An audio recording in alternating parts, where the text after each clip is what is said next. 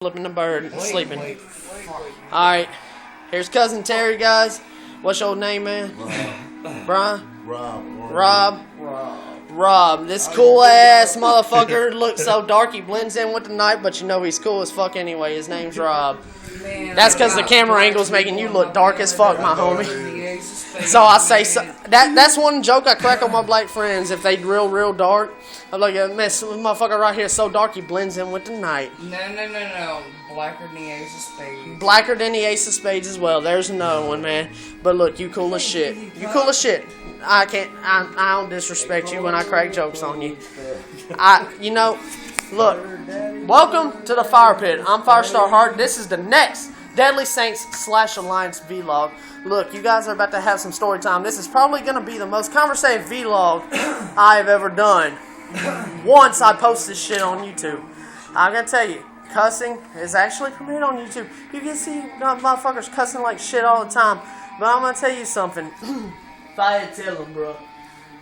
Cuz, man. Cuz. Calm down, cuz. Yeah, Johnny Gat's even here. Look here. You guys are going to be in for story time. Alright. The history of Johnny Gat as a CRW wrestler. Okay? CRW, a street wrestling company, might I add you, that I'm turning into virtuality. I'm going to call you in 5 minutes, okay? I'm talking to somebody. I'm not fucking bullshit. Hey, this is story time, man. Show some respect on whoever on the phone. Show some respect. Whatever that was, if it was a girl, I'll fucking cuss them out next They need to show some fucking respect. You know, motherfucker that call in on the phone like that, you know they gotta show some fucking respect when you're talking to your friend like that. I ain't even gonna lie. I fucking hate that shit when people want to be goddamn disrespectful. Giving credit the first time they call, they may not know, but when they get the fucking story, they need to show the fucking respect. Goddamn! Yeah, we say goddamn a lot versus goddamn. Because Johnny Gat has taken a cheap pun of his own. With his last name, he's turned that into a bunch of real good puns. The most known being goddamn. And that's a good way to not disrespect the Lord upstairs, too. You know, I follow my own religion, okay? Firestarism. I follow Firestarism, and we've also renamed that Saintism. What that is you believe if your ass is fucking good, yeah, you gonna go up there or whatnot. You know, you fucking evil or some shit. You go to fuck down there. You just gonna plain up rot in the fucking ground. You know, I follow my own religion. I have no religious ties. Y'all gonna be safe on the road back now? No, look at that. Because y'all are missing story time for this shit. I definitely want to know y'all gonna be all right. We'll be back. But you keep that because we need that 20. Hey, let me quote. Hey, let me quote the Teenage Mutant Ninja. No. Hold on. Oh, it's alright. It's cool. No. It's cool. I don't have any money. I was asking but before. Let me quote the Teenage Mutant Ninja Turtles on this shit. Let me quote Teenage Mutant Ninja Turtles on this shit. Walk straight, no need to mutate. Alright. Y'all gonna be cool? Yeah, alright, well motherfucker, you want in on story time? They'll hear this shit when they watch it on YouTube. Alright, man, so let me tell you cool as fuck. I tell you, no disrespect to your ass, you cool ass nigga. Yeah, I said nigga, I ain't disguising it with ninja this time. For all y'all black folk out there that want to try to label me as racist, I think racist jokes are funny. That's a disclaimer. No lie. Racist jokes are funny. Everybody's racist. It's a matter of what extent you're racist. So listen to this pipe bomb. I ain't fucking Everybody racist. has a... I hate everyone equally. Exactly what she said. I ain't racist. I just hate everyone equally. But you know what? It's a matter... In all actuality, it's a matter... Yeah, I know. My finger trying to dust the camera off. But look, it's a matter of what extent you're racist, man. If you laugh at racist jokes, cool. If you straight up in a motherfucker's face call him nigger and this shit like that, yeah, that's when it crosses a line and shit. Because niggas, my bad, I almost got disrespectful with that. Niggas, it's turned into a racial slur. You know what the actual term of it means? It means ignorant. Pretty much, let me sum it up in a Red Foreman word, dumbass. But it's not really a racist term. It's motherfucking idiots out there in the world today that have turned it into a racist term. So, white people, to all your black friends, Get in their circle. Let them call you. Let them get to where you can call them my nigga, because that's gonna show the world slowly, one by one, how respectful the term can actually be. And there's another term that's used for goofing off that I've recently learned. It's called niglet. That's a goofing off term. Niggas to respect, niglets to goof off, niggers to fuck up. You don't fucking judge me on this. I'm white, I'm a rocker, I'm a heavy metal head. I may not look like it, but I'll fucking kick your ass if you try me. Just try me. I'm Firestar fucking heart, bitch. Anyway, that term can actually be endearing if you're friends with a cool ass black person like this motherfucker right here. This motherfucker right here, Rob. Look, I'm flipping him a bird right now, and he knows this. I'm flipping this motherfucker a bird right now, and he knows this in term of endearment. He knows this in term of endearment. Catch that fist pound on YouTube, man. And I just met this motherfucker tonight, okay? And I'm already calling him my nigga and shit, okay? Now, fucking story time here. Johnny Gat CRW history. Okay, you all motherfuckers know about the Saints Row games and shit. Saints Row 1. Johnny Gat underestimates the boss, which is me. All y'all other fucking creations is false and shit. I'm the real deal on this shit because I actually turned him into a wrestler, thank you. I'm the real deal now on Saints Row when it comes to being the boss. Boss! Rick Ross. I'm surprised you ain't got no game system. I do, You motherfucker. seem like a gamer. Dude, all the gaming shit's in the room. Okay, I'll show that. I can show that shit to you while we on this vlog. I am a fucking Xbox 360, Nintendo Wii U, Nintendo Wii regular that I got from my ex-wife in the divorce settlement because that bitch abandoned me for adultery and she ain't legally entitled to none of her shits back. Not that she's got any more shit left in my dad's apartment. Because my niece actually took care of all that shit. She took it away and did something with it. I don't know. I actually want to keep the underwear for my new lady, but that's besides the point. You guys did not catch that, by the way. I have fetishes that may or may not be revealed if I'm comfortable with revealing it to the world. No, you don't have to reveal that now. You shouldn't have brought it up. Tell me some fetishes. I don't wear it. I don't want to wear it. I'm not a cross-dresser. But if my girl's wearing it, I like nothing on them. You like it? I like coming on them. On the bra? Yeah. And I used to feel extremely uncomfortable about that until I stumbled across a porn site by the name of pennypops.com. There's got another one called Spandex Pops that you pop off of it. It's cool. It's actually not that bad of a fetish. Where it gets bad is where you get to wearing it yourself, and that's what Pammy made me realize. She's like, I don't care if you fascinate with pigs as long as it's my own and as long as it's on me, Okay, so now you made me feel less bad about you made me feel better about my fetish. I used to think I was weird for this shit. Yeah, I did because it's something I got into. And then, when I was lonely, I'd jag off to this shit. Yeah. When I was lonely, I got with her. I really had no reason to masturbate while we were over the phone. While we were in a relationship for over a year. How long were you talking to her on the phone before you actually met her in person? I met her in person at the beginning of February this year, man. This year? In person, yeah. So How did you get I can say legit, Tennessee? but what the story is, here's the story for you YouTubers. Here's the YouTubers for you YouTubers out there. The story is me and her met at a live wrestling event after a long, exhausting match. But I'll tell you the real story. We met in a wrestling roleplay group, WRP. Okay, it's so annoying that we say to our friends that we met at a live wrestling event. Okay. Because the group turned around to hate on us after we got happy together. The group was called WWE Attitude, and she saw through my actions with a girl that was role playing as Melina that I was a real nice guy.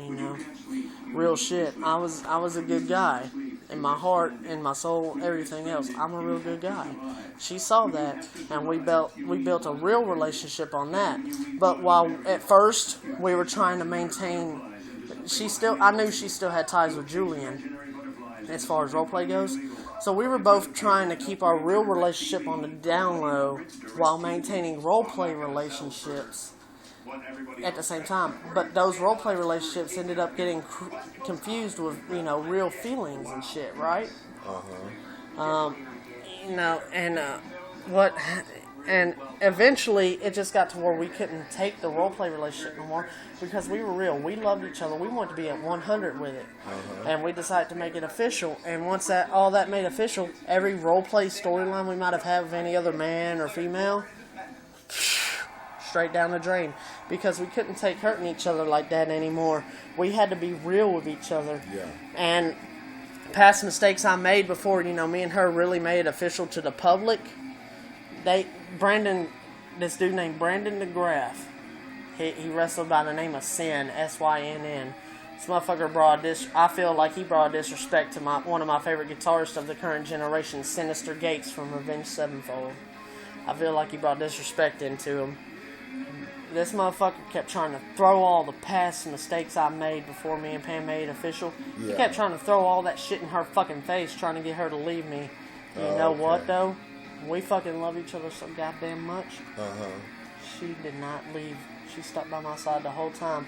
Me and Sin fought in a match at their WIWF Honor Fed.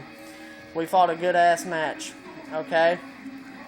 Great-ass match. I'm talking, I was fucking stealing a show on Brandon's ass, okay? This motherfucker, he didn't get good because he was naturally good. This motherfucker got good through coaching and changing the rules to his favor, which I later found out. Because he was playing that ownership role. Changing the rules to his favor so he'd always win. You want to put it technical? I beat the motherfucker. Because he kept changing the rules in the midst of a match against me. Which I also later found out through Pammy. Pammy will tell you about this any given day of the week. When I was in WRP for my little short stint, which I'm not really interested in no more, I'm interested in turning my Street Wrestling Fed CRW, which started out as SWF, Street Wrestling Federation. Now it's CRW, Chronic Revenge Wrestling. Be sure to subscribe to my YouTube channel, Phil Massey. Chronic Revenge Wrestling. Yeah, Chronic Revenge Wrestling. That's what I came up with. It was fucking cool. I have a band name. The band name I go by is Chronic Bullet. So anybody that actually wants to form a band with me, it's Chronic Bullet right now. If we can come up with a better name together, yeah, I may consider it. But right now it's Chronic Bullet. Why? Because me and my best friend / my brother, Justin Dotson, aka Triple X, we came up with that. That's why Chronic Bullet is so near and dear to my heart as a band name. So you gotta kind of deal with it, man. Unless I can get Justin's consent to top it with a better name, which right now Chronic Bullet's a kick-ass band name, and you know I can't lie. That's why I want Chronic Bullet to be the band. And I even Motley Crue the O and the U with the Lowenbrow dots. Yeah, I don't know if you ever heard of that particular type of booze or not, but that was how Motley Crue came up with their name. Okay. They were drinking some Lowenbrow. This guy comes up to him and goes, "Ain't this some motley looking crew?" And Mick Mars, their guitarist, goes, "You know, that's it. Take this Lowenbrow, the two dots over the letters, head over to O, crew, spell it C-R-U-E. Two dots over to U. There you go. We're Motley Crue." That's how they came up with that. That's pretty fucking creative. Not many people have heard of the booze called Lowenbrow. I'm not even sure if that shit's still around anymore. But Lowenbrow sound like a good ass shit that I want to try. You know, because Motley Crue inspired me to put the two dots over my O and U in my band name. What kind of phone is that? This is an LG. I want to say it's an LG Optimus. You know. Huh? What's your service through that phone? Net 10. I get Net 10. Net 10's a good... It's an okay service. I'm trying to get Diana and all of us on the phone with Glenn right now. Hey, are you going to do that or not? Or are you going to hold that to... You said you had $10. This dude right here is cool as shit. Yeah, you're on the phone right now, so we gotta put this long-ass story on hold. So you can't fucking wait? I know it seems long as fuck, guys, but I guarantee you I will get to the point of it all. I will get to the more of it all soon. Huh? I'm actually kind of trying to hold the story over until Pam and gets back. And I plan to even, you know... I'm a little stoned right now. I've had a couple drinks. I'm good and toasty. Really? But as you can see, I can still hold straight. I can still hold a straight conversation. And there's a couple points to this story. It's going to be a CRW history on Johnny Gat / vlog / a showcase of my hard rock and heavy metal lyrics over the years. Okay, well, I've been writing lyrics since 2005, and I'm under the assumption if I can't sing them, I don't want them released to nobody. I don't want them released to nobody if I can't put the vocals to it. I know I may not be golden boy vocalist, but I know in my heart I've been encouraged plenty of times to know that I have the voice for hard rock and heavy metal. And it's the shit. Hard rock and heavy metal's the shit. If you guys can't fucking do it, it's rock and metal, man. 30. You hear me? I'll be down less than 30. You gotta fucking have it, motherfucker. See, that motherfucker's cool right there. Ain't even gonna lie. Man, hell, where the fuck was I? Alright. It was all the shit, me and Pammy went through, Now, who is Pam? Pam is Terry's cousin. That's the girl. That's the girl who lives here with me. And her daughter Diana is at Nicole's right now, and I've adopted Diana as my own. Diana, she's only like 15. Okay. But oh my God, she's so fucking cool. I got here, she started calling me Dad, just like that, Daddy, Dad. I've taken this girl on as my own since before I came down here, man. Girl's fucking special in my heart. I love her to death. I whoop a motherfucker over her. Yeah. You don't even know. Shit, I'd fuck, and if I knew I couldn't take a motherfucker by myself, I'd get a fucking gang together. I know, bet my ass. You, Terry, I know. And we all whoop a motherfucker's ass over her. The motherfucker ain't gonna do her wrong. He ain't gonna do Pammy wrong either. I'm fucking here. I'm here now. I may not have done a lot of shit verbally or vocally throughout Facebook, but when I did finally break and I dropped a pipe bomb on my Facebook wall, a lot of motherfuckers got it. Some motherfuckers are trying to get with Pammy still, and I've been calling them literally on my cell phone, ready to whoop some ass. But anyway, the Brandon McGrath match I had with him, technically I beat him, and that was later revealed. So I technically beat Brandon McGrath, but he fucked with the rules so much that he ended up beating me. But the person everybody was talking about in that WRP match, the person everybody was talking about, it wasn't Sin, it was Firestar Heart. And from that point on, things slowly started going downhill for Sin. And eventually, he got kicked out of all the WRP shits altogether because of some shit that was revealed about him. This motherfucker is this motherfucker's a fuck up. He asked a fucking Luis Diaz. He asked her sister. He asked Luis Diaz's his sister. And his sister is only like 16, 17 right now. Brandon's like fucking 20 something. This motherfucker. Sorry, camera, I gotta whisper for a bit because this is kind of private and I'm not sure if it's cool or not to reveal this shit. This motherfucker asked Luis Diaz's younger sister for fucking naked pics and she fucking sends it to him, right? Yes, and this motherfucker right here, he gets them, but and Luis Diaz finds out about it, but he agrees to keep it secret because him and Brandon, were good friends. Yeah. He does agree to keep it secret for a while, but he was fucking pissed at Brandon about it for the longest.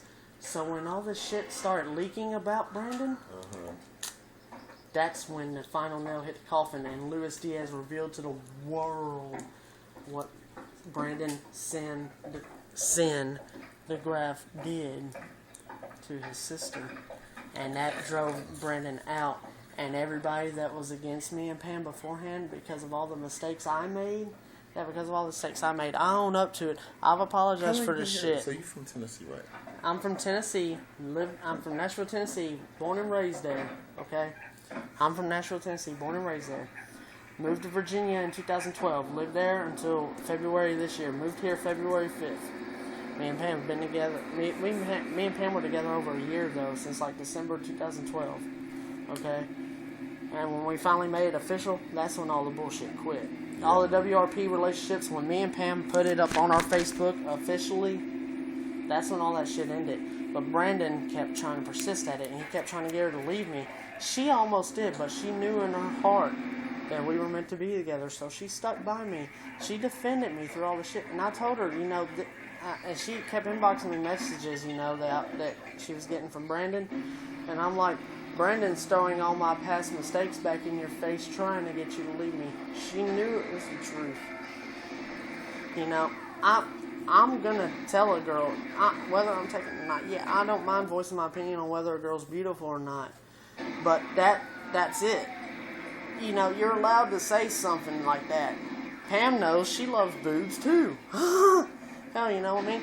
So a compliment is okay. But if it turns into something else, you know, not trying to be gay or anything, if it turns into, you know, something like that, you know, just a little love tap like that. See, motherfuckers, I ain't gay, I'm straight. If it turns into some shit like that, that's when it gets fucking weird, you know what I mean? Yeah. That's when it gets to the point, okay, you about borderline cheating here. And if you actually touch lips with another girl, you fucking, you know, that's pretty much it. You fucking done cheated. You done fucked up. And Pam thought at first, because I was role-playing, you know, I was fucking up in the past. I was role-playing this shit with all the girls, you know, that were either storyline with me or I had some kind of infatuation with. Melina RPP, Melina, she was this girl, I don't know her real name, I wish I did because she was cool. And me and Pam, like, really adopted her, but we haven't heard nothing from her in a while. She role-played as Melina Perez, a former WWE diva.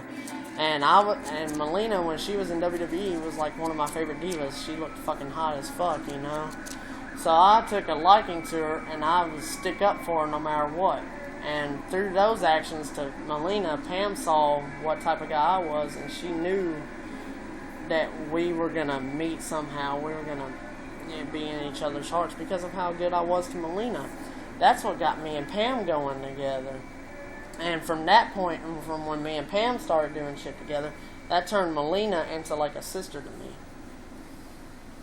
Now, you know, fast forward through all that shit, you got a girl that role plays as like Angelina Love. Her name's like Samantha Butler or Ashley Nicole Wilson, something like that.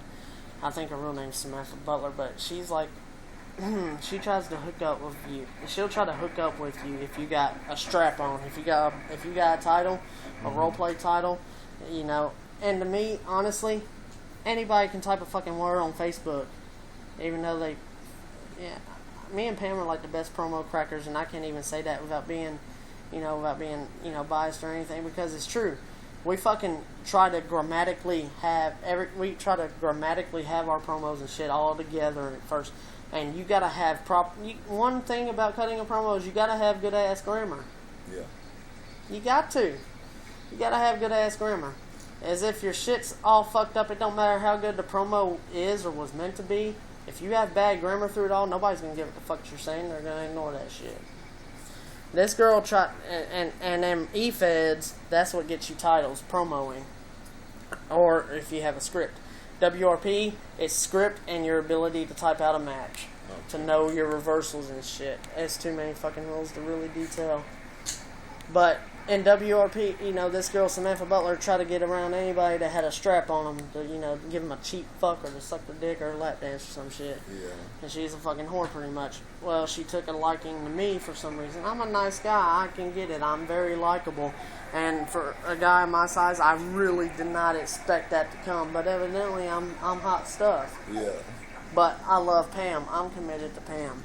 Yeah. Sorry, girls. You know, Pam's, I can say this, maybe, she's bi, but we committed. Sorry. You know, Pam might kick me for saying this to you, but she's bisexual. She loves boobs. That's why Pam's offered to take me to my first ever strip club. Yeah, really strip club? Hell, no, I've never been. No, you know what I was trying to do, motherfucker? I was trying to settle down early and fucking marry. Get married. And you know what my bachelor party was? A drinking bin, a night of drinking with my best buddy from high school, Andy. My best buddy from middle school and high school, actually, I should say, Andy. And it was beer and beer pong. But I was recovering from being sick as well that night. So that was the first ever night I threw up on a drinking binge. Because I was also recovering from being sick, though. Mind you, I guarantee you that had an effect in it. Because I wasn't really putting much thought into it. Me and Andy, you know, we just sitting catching up and shit. All of our buddies from school and shit were coming over, you know. And me and Andy, we sitting right next to each other in this room. We just talking, you know, smoking, drinking, you know, and just chugging back to back, talking, you know, not paying no mind to it. You know, a couple hours later, we get into the where we're going to be playing beer pong. I'm like, God damn, Andy, I don't feel so good, man. You need to have your mom go, like, on a Sprite run. You need to give me, like, a bottle of Sprite. And he's like, you sure? I'm like, you know, yeah, motherfucker, you know. And then that's when I told Andy, I'm like, you're going to break my record, man. You're going to cause me to be the first motherfucker to puke. He's like, don't you puke, Twinkie. I'm like, dude, I can't fucking help it. I'm recovering from being sick. He's like, you ain't contagious right now. I'm like, no, motherfucker, did you hear me? I said I'm recovering. And then at that, when I raised my voice, that's when it was coming up. So I'm like, Andy, I gotta go to the bathroom. He's like, okay. So I ended up passed out in his bathroom for 3 hours. So and Andy, you know, I've been over the toilet like this because when it started a while back with me. It comes out both ends now when I throw up, so I have to be sitting on the toilet, you know. Sink in the toilet. I have to be, you know, sitting on the toilet with a damn trash can because no matter what, it comes out both ends now. So it fucking sucks to get sick for me. That's why I try never to throw up. I end up passed out in his bathroom for 3 hours, you know, slumped over the toilet like this. He finally, you know, knocks on the door and goes, Twinkie, because that was my name he'd given me in middle school. I can bust into that story on this side note here. He goes, Twinkie, you okay? And I finally go, huh? Yeah, I'm alright. So, you know, I wash up and shit. And first statement when I get out of the bathroom is, I go, first thing, any more booze? He goes, yeah, I think we got a couple left. And he's like, but we're not really drinking, you know, he goes, we're not really drinking no more. We're just kind of cool, calm, relaxed now. And then I go. Next question comes out of my mouth goes, "Wanna get high?" Yeah. You know, like I'm all better from being passed out in the bathroom and shit. And he's like, "Oh fuck yeah, Twinkie! I thought you'd never ask." I'm like, "Well, let's go blaze up, motherfucker." You know. So I'm all cool now, you know. And I even cracked a couple more beers with him, you know, and fucking getting high because I'm better now. I got all the sickness out of my system with that little drinking throw up.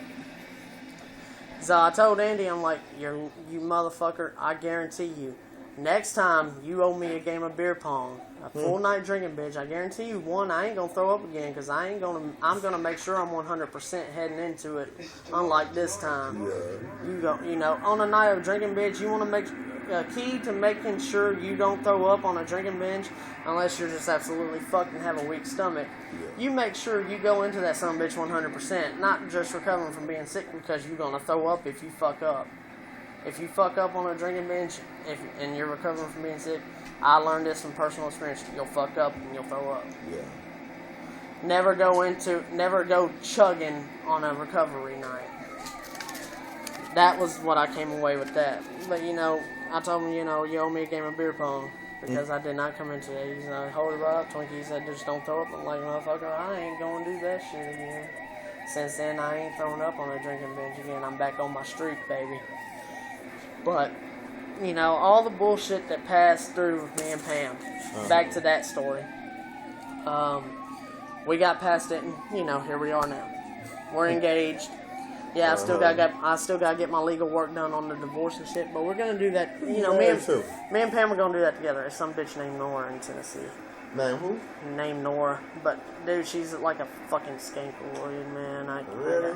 Dude, oh my god, she turned out to be one. And she can try to make me look like the bad guy all day long. She can try. But one, she's not grammatically correct enough to even make it believable. And two, if you can't handle my personality, why the fuck you with me in the first place? You know I'm a fucking gamer. You know I'm gonna be on that shit a lot. Here's how you get fucking knowledge on the shit. You actually try to come into my world. You come into my world with me. You sit with me. You hang with me. You talk to me about it. That's how you get acknowledged when you're in a gamer's world. Because if a motherfucker acknowledges you, or you just in the same room with them, whether you watching doing your own thing or cuddled up with them or not, if you're in the same room with a gamer, That is spending time together. That is him acknowledging you. Right. If he's telling you get the man, fuck I out, understand, if he tells you get the fuck out so I can play my game, that's when it's fucked up. Yeah. I never once. I can play games all day long. You know, cable for me is pretty much VH1 classic music and wrestling. Yeah. So I can go, you know, cartoons have changed drastically. Yeah, Pammy likes her cartoons, and I watch, you know, I'll crack open away from the games and watch a couple with her before I go play. You know, just to show, you know, just to show some interest. Yeah. And what she likes to do. Now she don't seem like the type of she into games, Pam. Oh, She not a gamer. She's laid the disclaimer on me. She tries to deny it every single time, but she's already busted herself 1,000 times. She's actually said she would sing with me when she's comfortable. She would wrestle with me. Most of the games I have, she would actually play with me. Okay. I credit, she might not play no more than an hour or two, but she'll fucking play a game with me eventually. Yeah. I know. What guys you be on? Most of what I got is fighting, wrestling, rock band, Guitar Hero. I'm a big fan of those franchises. I can sing on. I can do every instrument all around. My worst is probably keyboards. My second worst is drums. But I'm on keyboards. I range from medium to expert. On drums, I range hard and expert. Bass, guitar, vocals, I'm expert. Okay. Vocals sometimes I have to go to hard depending on the song. But I can actually, you know, I actually try to sing rather than staying just in the lines. If I don't know the lyrics, yeah, I'll just stay in the lines. But if I know the lyrics, I'm going to try to actually sing the fucking song, which is what gets you the train, which on Rock Band, that can actually train you a little on the vocals. But it's not an actual mic that picks up your voice, so it's not as effective as training on an actual mic, but it is training nonetheless. And that's how I train my vocals is Rock Band. But yeah, Pammy, like I said, Pammy saw through all my mistakes. We're together, you know, strong now, stronger than we've ever been actually. You know. How long y'all been together? We've been together over a year. Over a year. Okay. Over a year, man. And in person, we've been together over a month. And we get along so much that we know already it's never gonna die down. Yeah. Dylan, her son's name that never got to make it in the world. She's got him. She's actually. This is how in love we are. She actually, instead of Dylan Thomas Taylor or Dylan Thomas Taylor Massey, like we were trying to hyphenate it, but to make the tattoo look cleaner, we actually cut out Taylor and put Dylan Thomas Massey. Her son that never got to make it, man. Yeah, okay. You know, and I still want to whoop that motherfucker's ass. Now, what happened with her son that didn't make it? Dude beat her. And, you know, she ended up going into, you know, labor and shit. And it's a touchy subject even for me because I adapted him as my own. I lost a kid too, man. Oh, yeah, you did too? I lost a son too. And I whether my ex-girl liked it or not, I was going to name the little kid Brett after my favorite wrestler, Bret the Hitman Hart. I was going to name him That's Brett. Your favorite wrestler, Bret yeah, Hart. his first name was Brett. I didn't really get as far as the middle name, so we call him Little Brett, you know? Yeah. Bret the Hitman Hart is the fucking shit. He's my favorite wrestler of all time. One of the best technicians, if not the best, in my own personal opinion. Yeah. Bret Hart is the shit. I don't give a fuck what you're saying. Yeah. Bret Hart is the shit. And I like the name Brett, personally, too. So, you know, I was going to name my little one Brett. But in death, I noticed, me and Pam have she helped me get a better grip around it. Because she's always had a sense with the spiritual world. Oh, okay. But she's helped me because I've had some type of connection. At first, I thought all the voices in my head. Disclaimer, no guys, Johnny Gat is actually my legitimate cousin. You hear voices? At first I thought they were just impressions, but I found out, I came to realize they're actually all around me. Even though another motherfucker can't see them, I can see them. It's a good thing to have multiple voices that go beyond impression. If you give them their own life, their own life outside of their voice actors or whatever, that's what I did with me. What Cousin Johnny is, his actor Daniel Day Kim. That was his voice actor. You know, but he came from a close friend of mine that I consider a cousin that I don't really get to hang out with no more. So I developed a voice. Now he's my cousin. He's around me all the, he's my cousin. He's around me all the time. I'm not going to show him on camera because people wouldn't believe it without a visual image. Yeah. But for them to get an impact on it, I will turn the camera away while he's talking so people know he's there. You know, like this, because everybody has it in a gap. I am Johnny motherfucking Gap. Nice to meet you, Yeah. And I got a stoner friend of mine. His name's Justin. And he's a best friend of mine that I adopted as a brother. His name's Triple X, and he's a cool ass cat, man. We've known each other since my early teens. But so childhood first impression of him, he was annoying as fuck. He whips out a couple WWE Diva trading cards. I'm like, come sit with me. And we bonded on that subject, but we became best friends. We're like this. We're inseparable. This motherfucker even kept me out of trouble. But he became, and something he used to criticize me for doing was smoking weed. Yeah. Stone.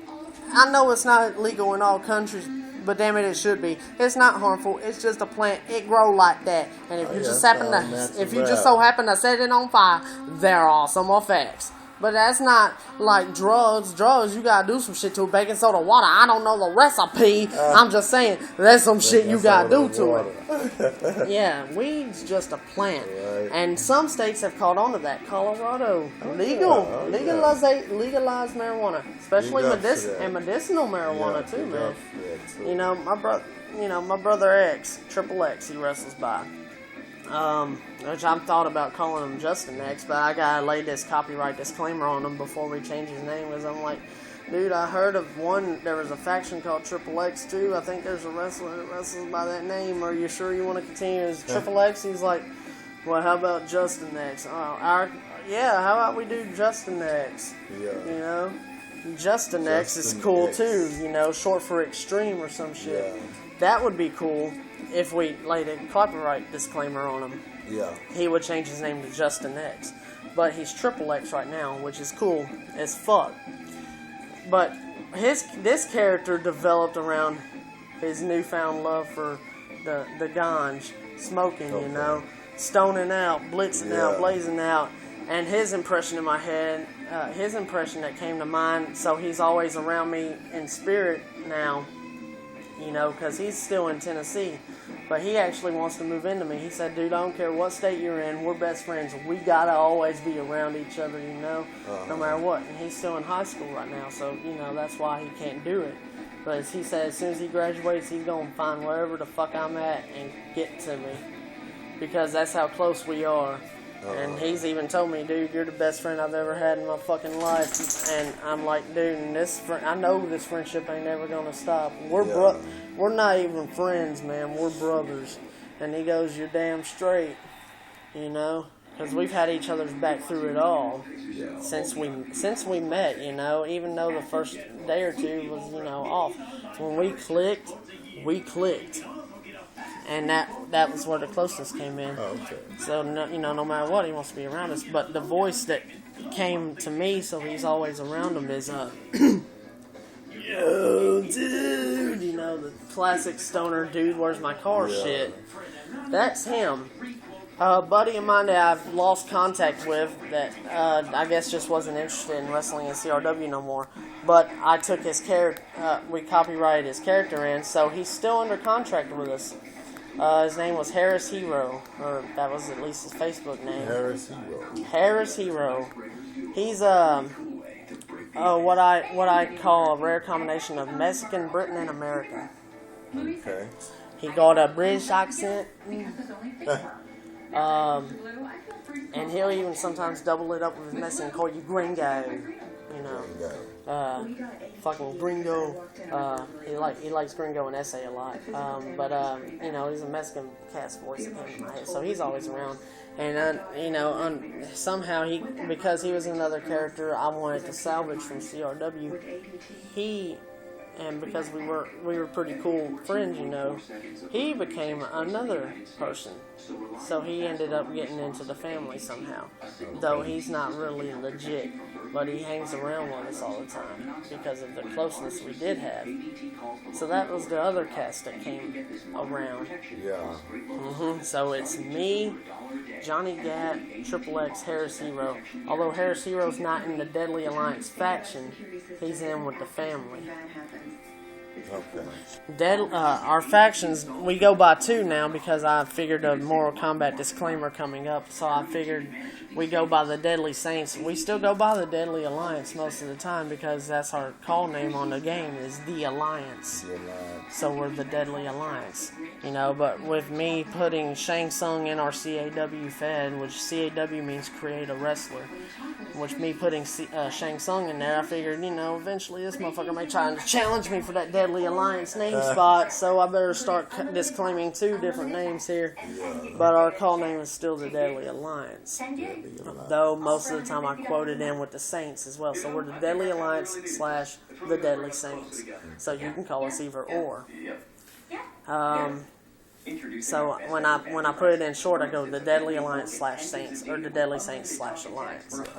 Either way. But yeah, that's how those people came about. She's got some too. She's got Pam, Angel, Merciless, which is we short it down to Mercy, and Demoness.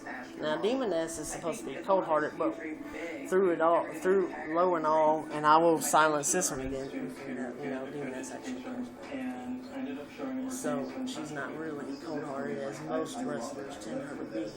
With us having creative minds in wrestling, which is another thing that brought all the cast people to our head. You know. So you working on anything right now? What do you do right now for employment? To get money. What I want to do to get money? I want to do YouTube videos, man. That's what I want to do. How do you get paid? All right. How do you get paid? What I hear from YouTube is it's a long ass process. Yeah, dude. because But see, we have some source of income right now, and me and Pam were talking about it, so I can actually have time to commit to this. What I'm trying to do. She does get income a month, like 8, I think, some about 9, almost about $1,000 a month. You know? We actually are able to budget between me, her, and Diana, and still have a little left over. So we're actually able to budget with all that, so we can have all the shit that we need, like cable and internet. We've budgeted, we've figured all this, we've configured all this together before I came down here, so we had a plan so I could commit to what I want to do. I want to do a mixture on my YouTube channel from what all I've done, from what all I like watching on YouTube. Creative Wrestler, you know, CAW Wrestling, CRW. I'm trying to get that together, you know, little by little, to get ready for YouTube to record it. Hell, little comedy bits. If I can make a person I care about laugh, then I am at least a little bit funny, and I know I can probably draw some laughter from a little more people out there just by ways I bring about things or ways I say things. You know, some words can be funny at all just about how you express it. Yeah. Or your facial expression when you do it. You can draw laughter from all that shit. And hell, you got Rock Band Guitar Hero videos. There's a Guitar Hero guy. His name was Danny. He got famous from Guitar Hero. Guitar Hero Phenom is his YouTube channel. You know, this motherfucker got famous off Guitar Hero, so I know people can get drawn to that shit too. Yeah, but how do you doing gameplay videos? All right, how you get money? One, you get views. Okay, you got to get your views. You got to get your subscribers, which I'm already working on that. I'm slowly building up. It's a process, but I'm getting it. You know, I'm getting it done. You got to be consistent. You got to upload at least once a week. If you're really trying to get noticed, I would recommend, you know, at least once a day or twice a day. This your dog? Yeah, that's our dog. We adopted her. My dog, Petey. My dog, Petey Fireball. He's a Chihuahua. He's still in Virginia. Put the pause on her. Calm down, honey. No. Oh, Well, not if you don't get busted. Fun. We're gonna get her But fun. anyway, we got her from a friend of ours. She's 60. Yeah, she is. But she's not at that age yet where that fix is going to calm her down. She's about a year and a half. She's a cute dog. Her name's Gypsy Lou. She's cool. Lou. Have to get onto her quite a bit because she gets overbearing. So basically, but when you get onto it, when you're disciplining a dog, you give them a smack on the nose or on the butt. But you got to show them that you love them afterwards so they don't get scared of you. Yeah. But then you got to, following up that love, you got to tell them, why you smacked them. But anyway, So basically, long story, yeah. you still haven't figured out the loop of how to get paid off of right. the YouTube. What the YouTube shit does is when you get to where you're able to, you get go a partnership and start trying to get out for a partnership. With YouTube. Yeah, there's networks like Machinima and shit like that, big channels like that, get paid to do that shit. My favorite YouTube comedian, DashEXP, he gets paid, I'm pretty sure, he gets paid to do YouTube, okay? And you got to get like a monetization, I think it might be what it's called, but it's a partnership that you get offered through networks like Machinima. That's what would guarantee you income, and that's actually that's what I know most. I want to get in through Machinima. Now, what is Machinima? What is Machinima? They're actually one of their heavy relations is gameplay. So you got people on YouTube that do Let's Play shits, get paid for that. Super Mario World hacks, one of the best gameplay things they do on there. That's one of the most known shits they do on YouTube is Let's Plays of Super Mario World hacks. And they're actually very awesome. Variations of the Super Mario World game from Super Nintendo, and they make it different to where it's either a different game or an entirely new game all in that. Yeah. And there was one rare Super Mario World hack that actually was made into a Super Nintendo cartridge that will work on an actual Super Nintendo system. And that was called Super Mario World Return to Dinosaur Land, I believe. Oh, okay. But that shit sells for $75 fucking bucks. But you gotta admit, that's not officially licensed through Nintendo or anything like that. And it's probably a rare shit. So, but it actually plays on the Super Nintendo, which is what's fucking cool about that specific hack. Y'all got internet right now? You got internet? Yes, we do got internet. If you need to connect to the internet, I'll give you the password. I'm online. But, anyway, yeah, shit like that, man. And, now, I want to take a mix of everything I like to watch on YouTube, from vlogs, CAW wrestling, even trying to draft my music. What's your favorite wrestling right now? I've been a WWE guy since I was a little kid, but I like TNA's product. Yeah, WWE's changed right? Yeah, WWE's changed drastically in their product, but the fact I've been with them so long, it keeps me committed to them. Though I can point out their flaws now. Everybody can point out flaws. Now, tell me what flaws you see with them. Wrestling's big. Well, I think. fucking burying people that actually deserve pushes. Burying people that deserve pushes, revolving around bodybuilders. That's been no secret. But yeah, that's been no secret with WWE. But for God's sakes, you got fucking indie wrestlers like CM Punk who left because he was frustrated with the company because he was injured and all that. He needed time to rest, and he was frustrated with the direction the company's been taking his character. Daniel Bryan. You got indie wrestlers like that are fucking, that might be smaller than the bodybuilding types they try to push all the time, but have more fucking talent and they're fucking pinky fingered than the damn bodybuilders got, and they can actually put on stellar technical / high flying, even a little bit of power within these little scrawny guys, Yeah. And they're, no more, they're no more from like 190 to 220 pounds. But these guys put on bare fucking wrestling matches in the powerhouses. Yeah. John Cena, people discredit him for his wrestling ability. His disclaimers now is little 5 moves of doom shit. A shoulder block, protoplex bomb, 5-finger shuffle, which is a little boom, boom, boom, fist drop. And then the attitude adjustment, which used to be called the FU. And sometimes he'll add the 6th move to that, which is the STF. If you kick out of that shit. But he also has a 7th move, which is a diving leg drop from the top rope. Okay. But Cena has more than just those 5 moves of doom they try to quote him for. He's an okay wrestler. He can actually put on some good matches. So, all the Cena haters and shit out there, I get it. I can say I'm a Cena fan. I can say I'm a Cena fan, but even Cena himself has acknowledged that he's been shoved down the throats of people too much because he's trying to put up. He's trying to say, he's saying, yeah, you got to go through me to prove yourself, but he's trying to actually put over the younger guys now because he knows for himself that he's been entirely shoved down people's throats.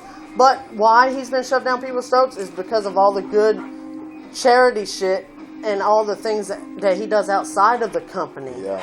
That's what makes him the poster boy. He has the face of the brand for a little This motherfucker has granted like a bunch of fucking wishes. I think it was like over 300 last time I checked. But he's granted a ton of wishes for Make-A-Wish Foundation. This guy has good-ass charity outside. He's real over with the kids and shit. He's just a good person. So, a good person like that also has some kind of talent. Why wouldn't you want to just make him the product of the company, Yeah. But Cena himself has acknowledged this in recent weeks that the young people need to finally go over. And with Cena finally saying that, it's pretty much giving WWE's good graces to try and do it anyway. But Cena knows it himself. He's admitted that he's been he hasn't said the exact words, but he's admitted to being shoved down people's throats. Yeah. And he knows that his time is coming to an end sooner or later, and they need to start building other people up. You got Roman Reigns now from The Shield. You got Dean Ambrose from The Shield. You got Seth Rollins from The Shield. The Shield alone. The Wyatt family. Actually, they're the Shield versus the Wyatts now. Right now, I don't know if it's still going, but that shit was actually more fucking meaningful than the damn title picture they got going now, because the fans are being more clear. They're being more outspoken now of what they want to see. They want to see Daniel Bryan with the strap because he's the most over with the crowd right now. WWE, I always hear they keep holding Daniel Bryan back because he's not bringing in the sales.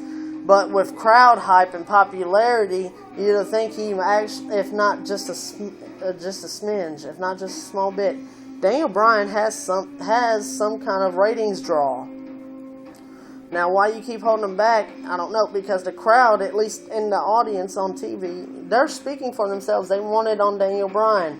Who knows? Maybe that's why Daniel Bryan isn't selling as much or drawing as much ratings, because he doesn't have the strap. Give him a strap, give him a chance to see what's going on. And from what we're hearing, that might be what's going to happen at WrestleMania 30. But, I like TNA too. I watch all kinds of wrestling. WWE, TNA. TNA's got some good shit going on, but they're suffering. They're actually kind of, from what I hear, they're suffering financially. Some shit like that, but they got some good ass storylines. They got a bunch of old people from WWE that can still go at it, like Jeff Hardy, who is returning under probably as Willow. Willow was an old gimmick of Jeff Hardy, and Willow's pretty damn cool looking. I'm using his character formula for a superstar of ours by the name of Sean Death. Just wrestling in general, it's evolved a lot, but the fans are, and especially in this economy, in this world now, everybody's more out. It seems like they're more outspoken about shit. But the fans are the fans in the wrestling business are definitely more outspoken about what they want to see, who they want to see now, who they get behind. They know what they want. I guess. WWE has been keeps trying to predict what they want, but in the long run, it's inevitable. You gotta follow the fans to keep the fans. You gotta go with what the fans want to keep the fans. Yeah, and then some fans, you got, they're robotic, they're going to chant for the supposed faces, and they're going to boo the supposed heels. But nowadays, you even got heels that are being cheered because they got more fans than the damn good guys they're beating up on. This is what I call smarter fans. The fans have gotten smarter over the years. They know who they want to see. They know what they want in a product. So faces and heels, although those are still in alignment, they're almost irrelevant. But that's still not quite the case. And we're still recording here at 54 minutes. This is going to be a long-ass vlog, I can tell you. You putting that, you post that stuff? I will post this shit on YouTube, and if they can get drawn in the commentary, they will watch the entire fucking hour, I guarantee you. Oh, shit. But, you know, I can't post this shit into 2 parts because it's still recording. I'd have to stop and select re-record to continue.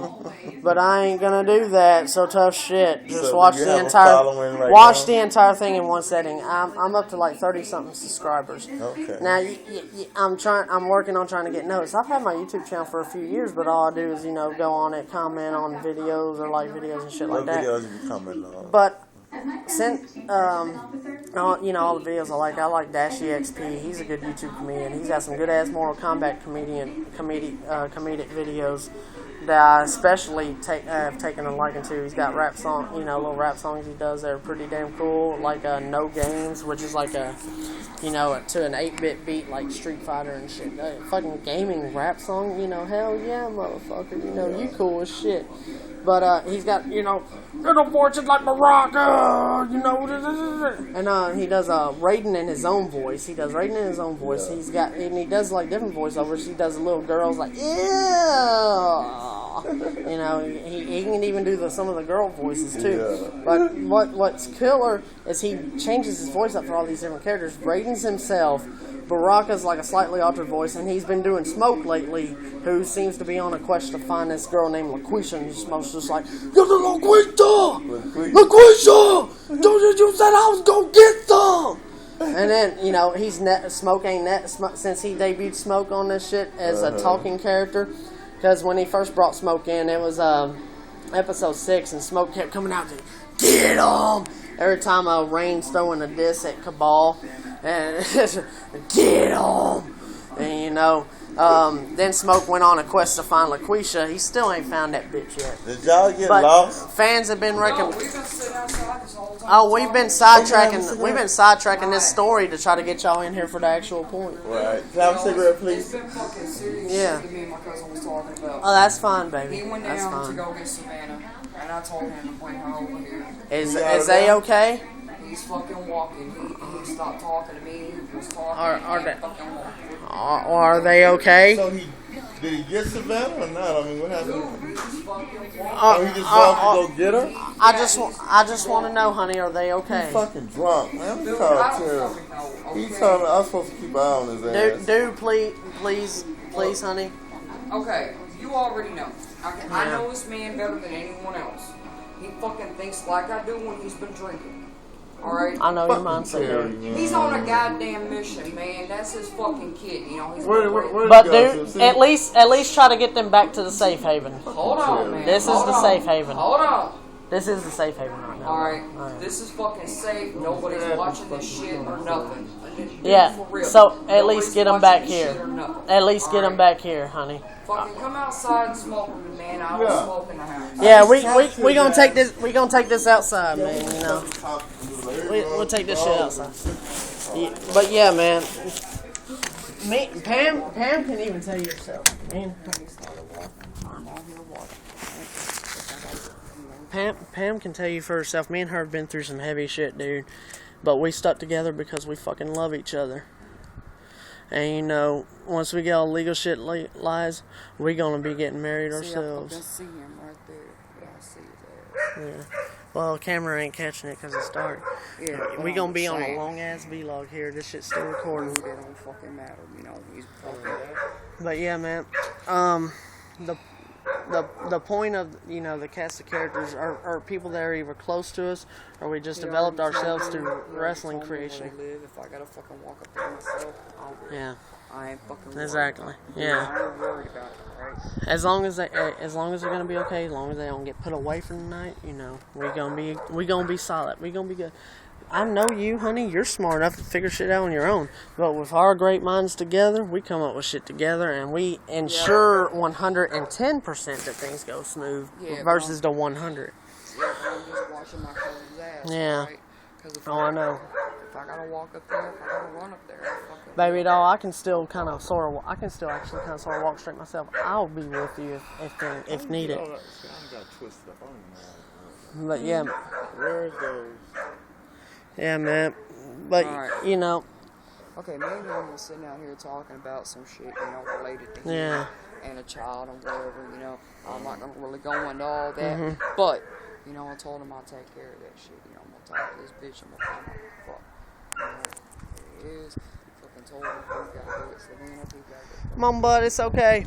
It's gonna be okay, man. Because I ain't worried about it. You know, I'm fucking kick someone's ass. I ain't worried about it. It's gonna be okay, bud. Just come on. Told me, man, bitch, you don't fucking care what's going on. You know, if it's affecting the people that you care about. You okay, bud? Whatever, you don't fucking take it. Are you okay, bud? I do. Everything gonna be okay. All right. Hey, y'all can bum here tonight, man. You know, this is safe. Hold on. Alright. You want to hang out here and continue this shit? Alright, yeah, man. But that's where the fucking cast of characters came in, you know. Because it's either people that we created ourselves out of our minds, we wanted to give lives to, or they're people that are fucking close to us that aren't necessarily here right now. Whether they're gone or just not around. That we want to have with us all the time. So, you know, they came in. So, you know, anybody that wants to follow, Johnny Gat's my cousin, Triple X is my brother, and those are actually legit reasons, because those are actual people outside, whether, you know, the person wanted to be Gat's voice or not. He would never do it, so I took it on myself. So, yeah, I have an inner Gat. Triple X is my buddy Justin Dodson. I created a Triple X account for him. We're all, you know, all family oriented control, all good family business. That's what the wrestling is. But what I'm trying to do with YouTube is a mixture of everything I know from CAW wrestling, which I think you can get paid for that. You know, just to vlogs. People like being with the YouTubers. People like being drawn into their lives, so they can relate more to the YouTuber they like to watch. Let's go on this call. And yeah, for real. And that's why, you know, part of the reason why this bio can be long as fuck, because this I ain't gonna stop until this camera stops recording, and then I'll take it into a second part. Yeah. Yeah, vlogs draw your YouTube subscribers into your personal life and help them relate to you more, you know? Yeah. And that's what some people like to do. But a mix of CAW wrestling, music. If I can get people to put, you know, lyrics to my music and shit, I wouldn't mind doing that. Okay. Playing the instruments? If I'm a vocalist right now. I used to be able to play some Metallica songs on guitar, but when I picked up, you know, I didn't really have strings to the guitar I had. So I picked up, you know, Guitar Hero and Rock Band. And you know how I got good at Guitar Hero and Rock Band so fast? The friends that brought me onto this, his name's Zach, Kevin, and Black Zach, we called him, because there was two Zachs in the family. There's a white curly Q hair Zach and a black Zach. And his name's Kevin. They You alright, man? You straight? Hope so, man. Yeah. Yeah. Drive off looking for your ass. I was about to have you drive off looking for your ass. We used to have this conversation. You told me to keep an eye on you. Yeah. That was the night. But yeah. What's the name of it? Takes back? Anybody ever takes back? Good looking out, Hell yeah. it involved my kids, so that's why I was fucking serious. Yeah. Hey, when it comes to kids, you always look out for them. Ain't that right, baby? As you know. You should have texted her. She had the $10. But yeah. Yeah. Shit. Father asked her to give you fucking $10. She got fucking money. I got this shit. Alright. But yeah, man, you know, I get some good people that can put some mix in my music and I can sing them. I know my voice ain't golden, but it's good enough for hard rock and heavy metal. I know this shit. Y'all out? Y'all go? So I want to do a mixture of everything I've seen and I've seen, liked, and watched on YouTube, whether it be gameplay videos, CAW wrestling, which actually also translates over into gameplay because you're using video game footage to do so. Comedy, because I can make at least some people laugh. I know. Music, vlogs, just you name it, dude. You know, I want to do a mixture of everything I've been influenced in on my channel. And that can try to draw in a crowd of everybody, you know. And I think that would, you know, work out great and all in the long run. And if I can get to more consistent with what I do right now, because right now, you know, I've been uploading videos from my vault to try to draw people in, you know, let them know, hey, this is what I'm trying to do. I'm going to be getting this shit together soon. You know, I'm running out of videos from my stash right now, so until I can get shit together to start doing more videos, yeah, I've slowed down on my stash upload. But I want to get people hooked on me so they know what to expect. Yeah. You know, and these little vlogs I'm doing will get them hooked on to what they can expect from my channel. You know, but yeah, everything that I've talked to you about, man, all this shit. There was an old TV show by the name of Freaking Links Revamped. I've had scripts for this shit. Me and Justin would do some Freaking Link cases, texting scripts out over the fucking phone, you know. And, you know, you can just imagine looking at the scripts of the shows, man, you know, what the fuck a fucking, you know, TV show's gonna look like with all that damn chaos and special effects going around, you know. Yeah. So, you know, Freaking Links was a TV series that only lasted one season, but I really feel could have gone over into more because I really loved the show. But yet, for some reason, I bring the subject up. Not a lot of people know about it. Not a lot of people know about that TV show. But do you know an actor by the name of Ethan Embry? You're not familiar with him? He actually starred in a couple movies beforehand. Not on the couch, dear. He actually starred in a couple movies, you know, on in the mainstream when he was a kid before Freaking Links. Quit. That calms her down for a bit. And, you know, he tapped into Freaking Links and shit. Go sit. You know, and when Freaking Links came out, it helped him become more known as an actor and shit. Yeah. And it was very popular back in, it was like 2000 to 2001 was when it ran. It was like 13 episodes, you know. I really feel like it should have gone on longer than that because I really loved the show. I'm not sure how well liked it was worldwide, but I know I really loved the show and I would have loved to see it continue. So me and my buddy Justin came up with a bunch of Freaking Links scripts that we called Freaking Links Revamped.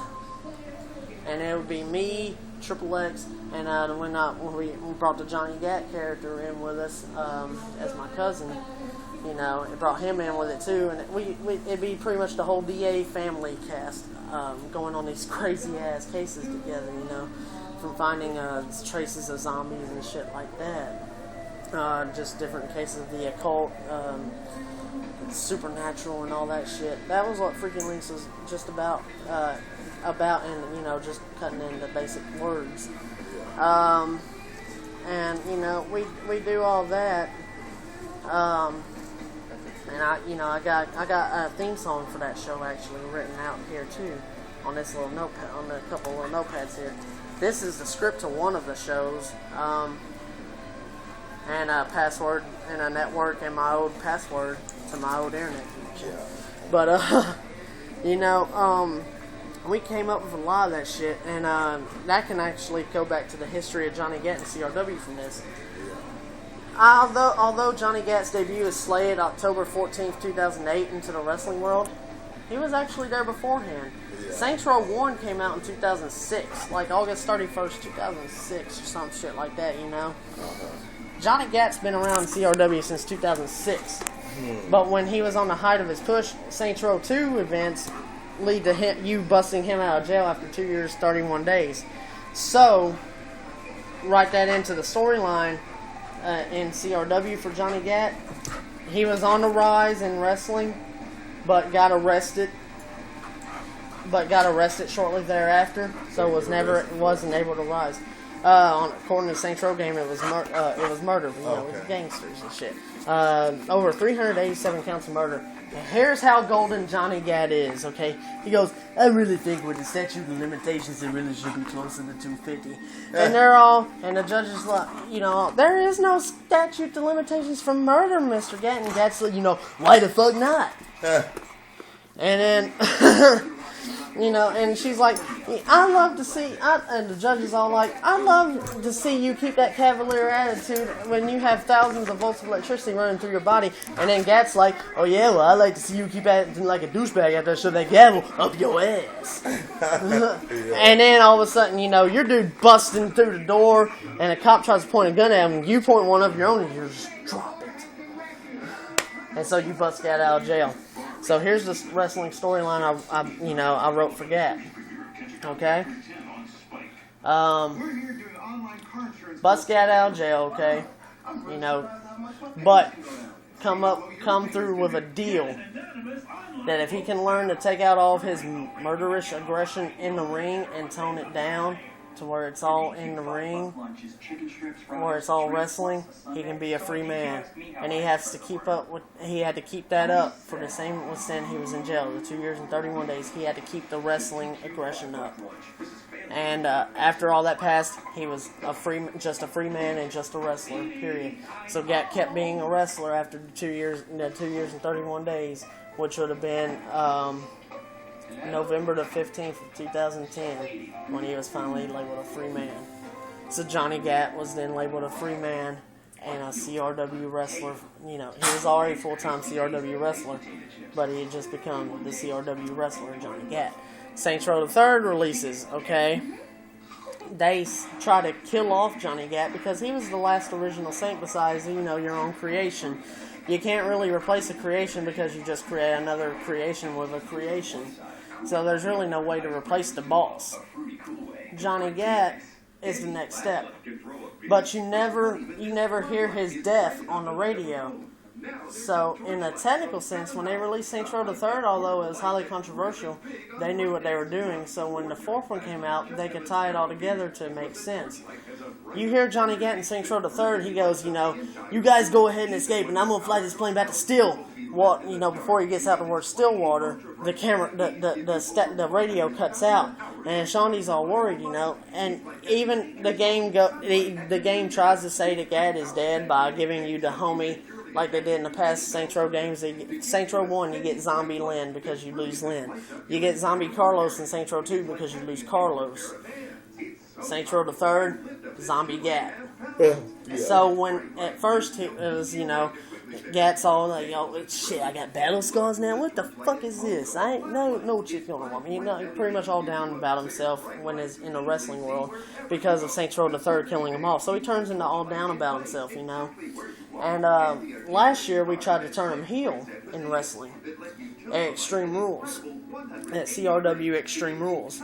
Where me and him had a match for the CRW Championship, and I'm on my 29th reign. 28th reign, I should say, as a CRW champion. And I've been wrestling in CRW since it was SWF in 1997, you know, since I was 5 years old. I've been wrestling for 17 years on the streets, my bud, you know.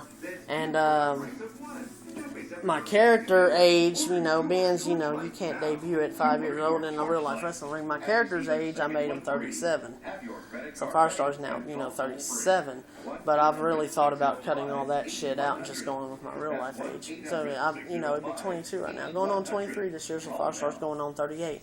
I age advanced it shit by 15 years. So when Firestar debuted, he was 20 years old. And since 1997 in CRW, you know, it was all good and shit.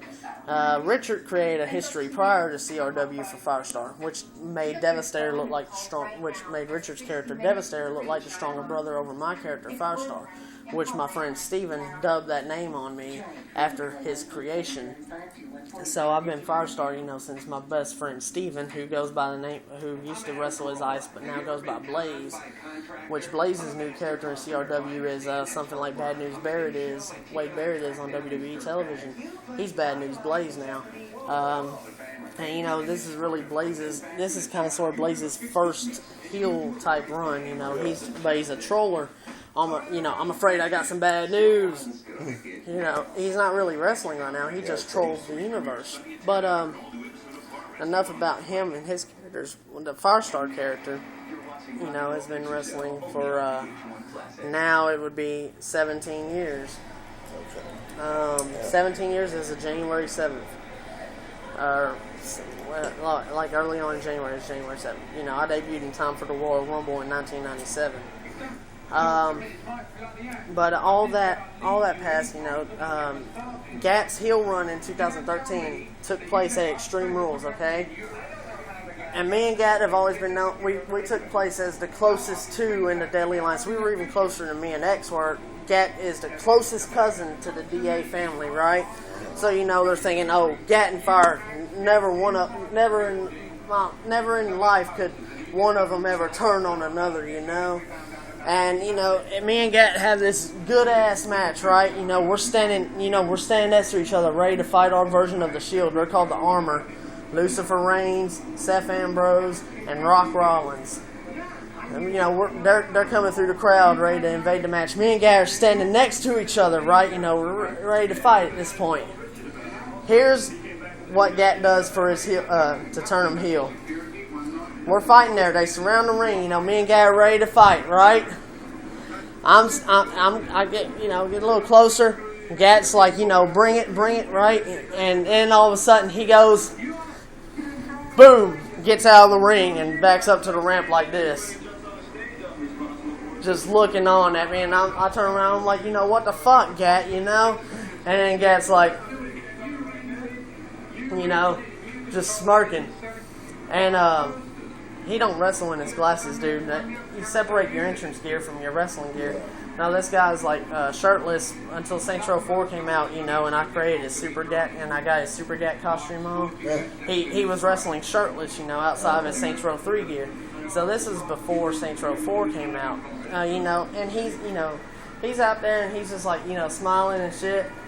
And so I try to fight off the Armor by myself, okay? Now here's a virtual story. You know, Undertaker's still undefeated at WWE WrestleMania. Well, not at CRW WrestleMania. I ended the Undertaker's WrestleMania streak in CRW to become the guy at WrestleMania, because I'm currently like 16-0 right now. I'm be 17-0 this year at Chronic Mania, as I dubbed it. But you know, I'm the new guy in CRW with the streak at WrestleMania. So, and what was dubbed when me and Tucker fought at CRW WrestleMania, and I cannot shit you on this. Literally, I saw this shit go on in my own eyes, watching this virtually on the shit, okay? I kicked out of 30 fucking tombstones. 30 motherfucking tombstones, and come back to beat The Undertaker. 30 fucking tombstones. So the logic of the matter is, you know, 30 tombstones couldn't keep me down. What the hell's the Armor going to do to keep me down? Well, because I was actually wanting to put Gat over on this night. I actually did want Gat to go over on me on this. You know, because it's a ladder pay-per-view that I could really give a shit less if I lose that. You know, as long as I'm telling a good story while doing it. The Armor. Triple powerbomb. Boom, in the ring, okay?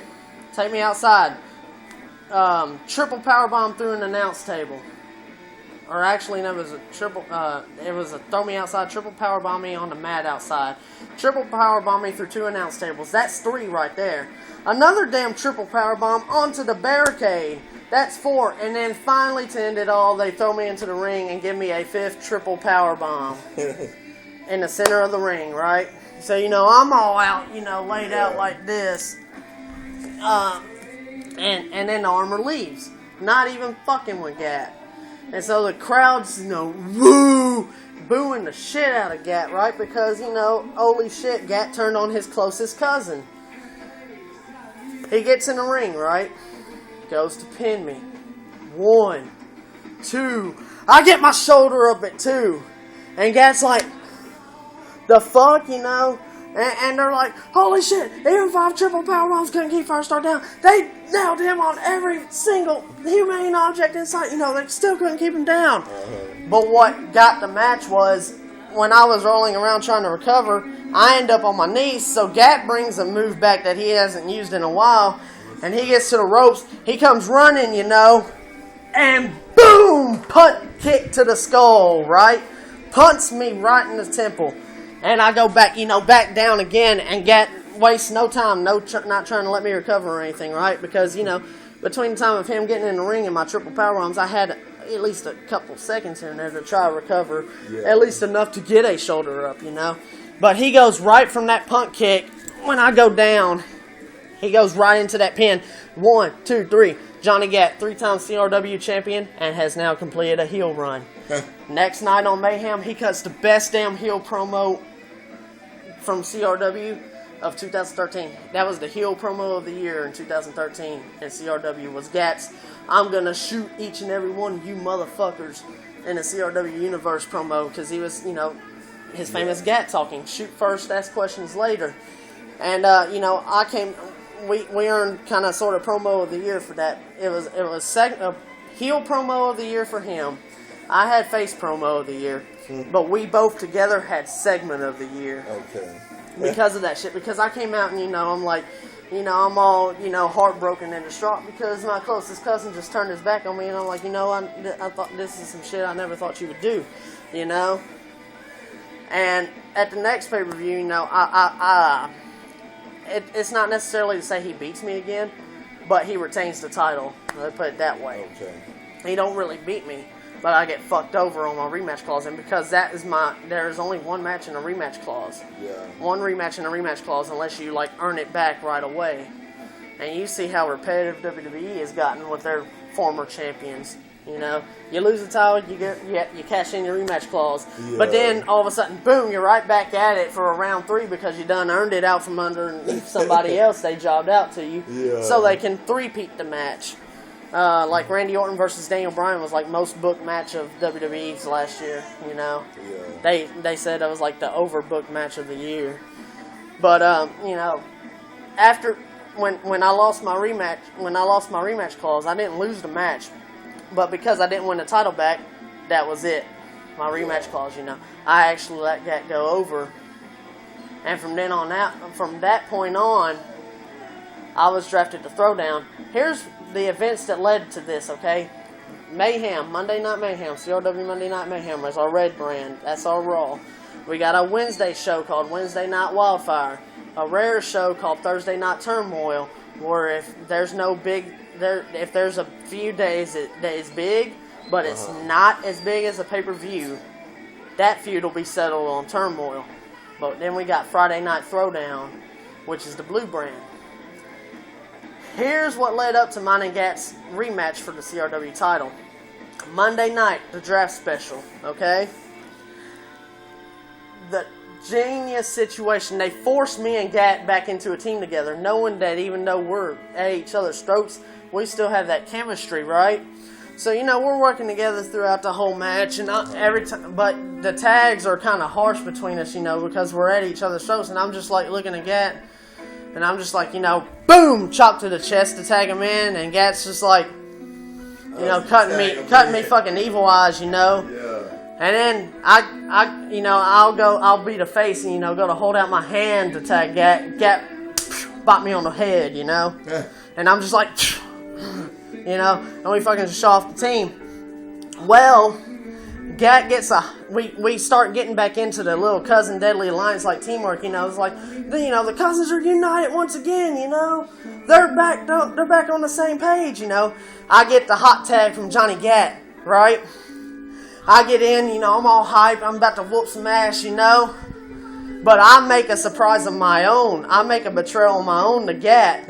And what I do is I reveal that there's already been a draft made in this match. Yeah. And I can go on and tell you the surprise. It was me being drafted to Friday nights for pretty much the first time, because I've always been a Monday nighter. Okay. It was me being drafted to the blue brand. So I'm like, you know, ha, ha, ha. And then I turn around, I pause, and then I turn to look at Gat, who's sitting in the corner, and I'm like this. You know, just got this look on my face, and Gat's all like, you know, what are you doing? Whoop some ass, be the Firestar. You know, whoop the ass, and I go, rip the Mayhem shirt off, and reveal a Friday Night Throwdown shirt, and Gat's just like, and you know, I start just boom, boom, boom, stomping the mud hole, and, you know, Gat's ass, you know, building hype to make me look strong for a rematch, you know.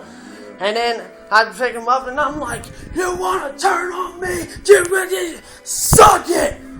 Boom! Sweet chin music to him, right? Knocks him into Team Throwdown. And dude from Team Throwdown doing his finisher to Gat to pick up a win. And I'm just walking back up the ramp smiling like this. You know, it's like, got you, motherfucker. And, Team Throwdown gets the final draft pick of the night because they won against me and Gat because of what I did. And I didn't even care because it was all build-up. And people have accused me because of me being the owner of CRW. I'm going to revolve it around me all the time being champion. When in actuality, I can put people over. And that's what I was proving throughout last year after my 28th reign as CRW champion came to an end. But I also rewarded myself at the end of the year for being able to do that, for showing people I could do that, by becoming Throwdown's top champion, CRW World Heavyweight Champion. But we had a match at TLC to prove which title was the top title, the CRW Championship or the CRW World Heavyweight Championship, which I won. So now, I may be on the blue brand, I may be on Friday nights, but I'm once again the company's top man because now the CRW World Heavyweight Championship is the best championship in CRW because of that win. I didn't fuse the titles together. I just switched the ranks. Okay.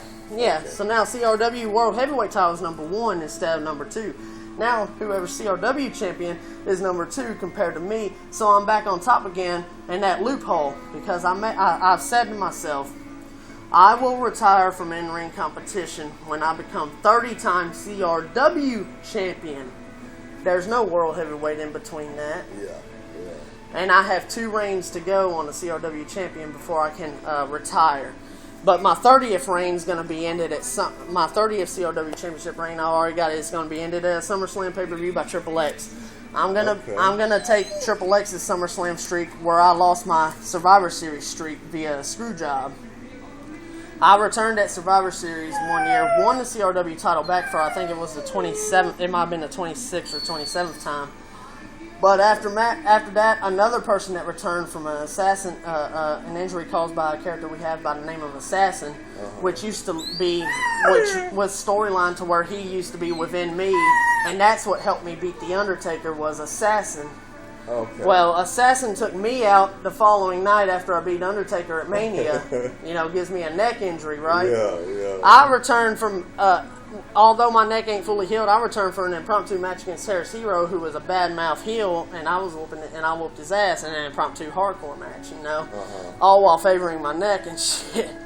But my actual return was slated for my actual in-ring return was slated for Survivor Series. Yeah. I returned the first week in November, on the Wildfire Special with Front Devastator, who's champion at the time. We go into a triple threat title match at Hell in a Cell, me versus Assassin versus Devastator in a last man standing match for a CRW title. Okay? That match was entertaining to say the least. Okay? It comes down, Assassin gets knocked down, right? Undertaker returns. Oh, but he got a bone to pick with you though. You would think so. I'm in the corner like this, looking at Undertaker just like, holy shit, he's going to fuck me over. I'm going to lose at Survivor Series, which later on was revealed I did so anyway. But Undertaker looks at me and he goes, Assassin's crawling to Undertaker, begging for more power. And Undertaker, some voodoo light shit happens, lights go out. You see the light from his urn fucking pop up, right? A glow coming from out the urn. And when the lights come back on, Assassin's nowhere to be found in the match. And then the announcers are all in conclusion, this is some supernatural shit! Undertaker's drawing Assassin he's drawing Assassin into the urn! Which Assassin, later on returned as just his own character, and now he's all corporate and shit. That's his 2014 stature. He's corporate Assassin. Which is revealed, he just pretty much looks like me, except his long hair's in his face like this and shit, covering up a scar on his eye. So Assassin's pretty much, a bulkier version of me, which puts him pretty much Kane status. Yeah. That happens, Assassin disappears from the match. And Taker looks at me, he looks at Devastator, right? He looks at me, back, and I'm just still, just like this, what the fuck, and refs like, the refs confuzzled, and Devastator's in the corner, but next thing you know, Undertaker takes the urn, opens it, he goes to me, and he does the cutthroat taunt to me, then turns to Devastator and unleashes all the little urn souls at him, and it knocks Devastator down into a comatose state, and Devastator's just lying motionless in the ring, and then, lights go off, boom, lights come back on, Taker's gone. I'm the last man standing, I'm standing up here, and the ref's like, what the fuck's going on? Devastator's just laid out in the ring, and I'm just like, what the fuck, right? And then the ref just goes, 1! Just unsure the entire time, too. It counts Devastator out. I become CRW champion for the 27th time at Survivor Series. Okay? After surviving a Hell in a Cell match, I'm 14-0 at Survivor Series, now undefeated there. CRW champion again. When I was sharing with WWE's characters, before I came up with my own original roster, to fully cement us as a CAW fed, John Laurinaitis comes out and he goes, Firestar, congratulations on your win, but your night's not over. And I'm in the corner, all like this, because I'm still beaten up. And I'm like, what? What the hell? What better way to end the night, than the face to go out, the good guy going out. Well, Josh Hardy's another good guy. He had really no idea that he was going to be used as a pawn to screw me over, Josh Hardy, who's like an Edge and Jeff Hardy crossbreed. Well, we're still recording at an hour and a half here. Hell yeah. Josh Hardy comes out. This is like, I think, 2011 or 2012 or some shit like that. He comes out. It was 2011. I know the exact year now. John Laurinaitis is like, your night's not over because you're going to be defending that newly won CRW championship in a match against yet another returning superstar who was a victim of assassin. And then he, goes to the View, and Josh Hardy, he gets a pop because, he's another good guy coming back from assassin's injury. And, I'm all, tired, but I ain't gonna let this shit slip without a fight, so I get ready in the corner. Josh comes, running in, charging, the cell's up now, he comes running in. I go for a sweet chin, he ducks it, runs up, boom, whisper in the wind, clocks me inside the head. And 1, 2, you think I'll be done there? No, kick out, okay? The match goes on for like 15 more minutes, okay? I'm out there wrestling for like 15 more minutes. This match in particular is about 15 or so minutes. I'm giving Josh Hardy hell, and they're like, oh, no way, Firestar's actually going to do it, having the fans all faith in me and shit. But another instance where I actually put somebody over, risking one of my signature pay-per-views, which is why I'm going to give Triple X the eye for an eye, and I'm going to have him be the guy to ultimately make me retire from in-ring competition. Because I'm giving Triple X an eye for an eye. He's undefeated at SummerSlam, which is his second pay-per-view. But when it comes down to it, it's going to be an eye for an eye. He's going to lose SummerSlam because I lost Survivor Series, but I'm going to maintain SummerSlam in the Royal Rumble and WrestleMania, but he's maintaining, WrestleMania and the Royal Rumble himself. But, it's all, he's going to do it, And then, I go for, I'm tuning up the bands, Josh Hardy, he's getting up for it. He's getting up for it. When I'm futting up for the super kick, the sweet chin, Josh comes up behind the leg that's going up for the super kick with this sidewinding spear. And then I go down. That's one hell of a finisher reversal right there in itself. And, he goes right up to the top rope. Boom! Swanton bomb, pins, 1, 2, 3. Josh Hardy becomes CRW champion. Alright. Now, a few weeks later, before the Royal Rumble, Josh Hardy, ends up, losing the shit, heading into 2012.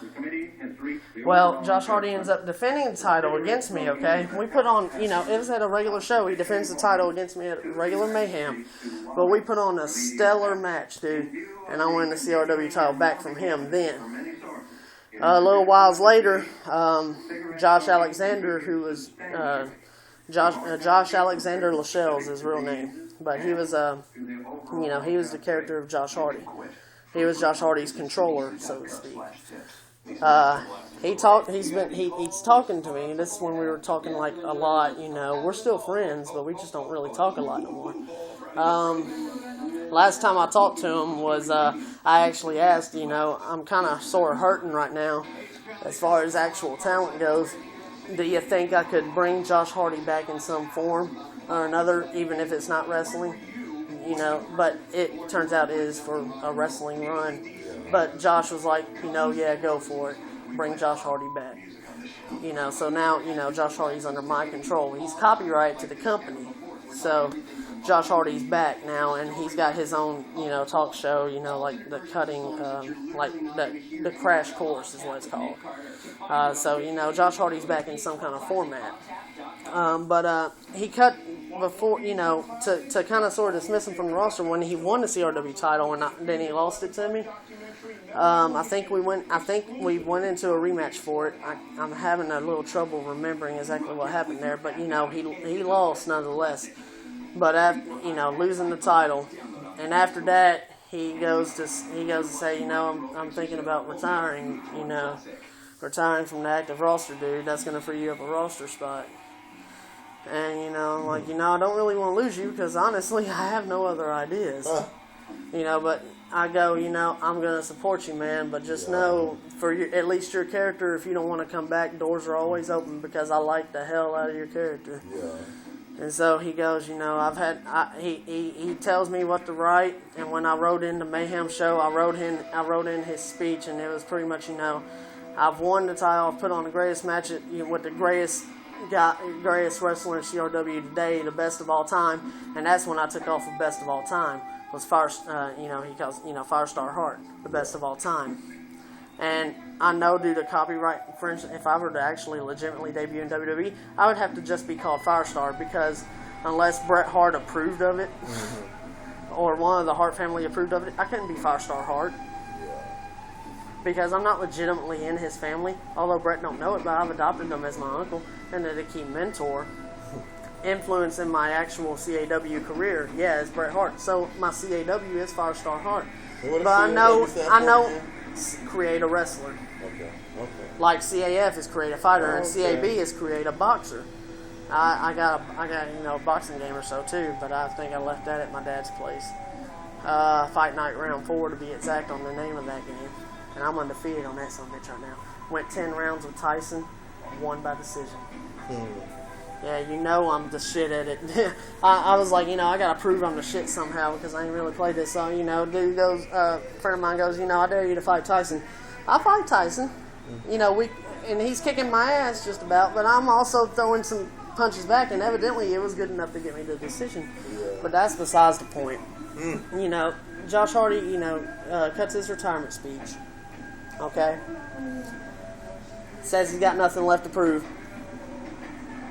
And so, you know, I take off from there again. It's another good run for Firestar. But we fast forward to the Johnny Gat heel run, 2013. Real life circumstances that was created in the DA family home, with Gat feeling really, really depressed about the fact that Saints Row III, you know, kind of killed him off because Saints Row 4 hadn't confirmed him being back yet. So his like 1 or 2 month heel stand was halted, and he became a face again.